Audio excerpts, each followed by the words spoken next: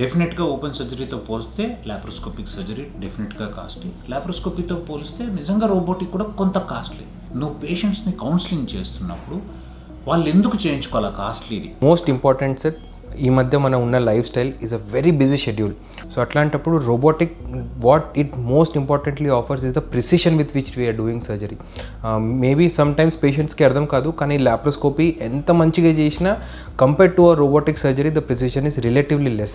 The instrument finesse also sir, ఆ instruments ఎంత స్మూత్గా కడుపులోకి వెళ్ళి వర్క్ చేస్తాయి అంటే the dissection planes are very neat, very minimal, blood loss చాలా తక్కువ ఉంటుంది, ట్రెమర్స్ ఉండదు, రికవరీ చాలా ఫాస్ట్ ఉంటుంది. And we have seen head on head comparison.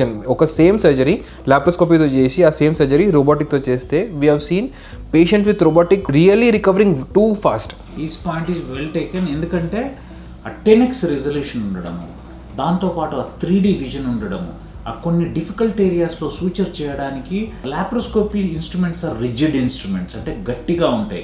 Only ఆ టిప్ మాత్రం. ఇక్కడ అట్లా కాదు, మన చేతి లాంటిది రోబో చేయి లోపట్టుకొని మనం ఎట్లయితే 7 degrees ఆఫ్ మోషన్ ఉంటుందో అంత మోషన్తో ఏ చిన్న యాంగిల్లో అయినా కుట్టడానికి వీలవుతుంది. That is the reason why we advise for robotics.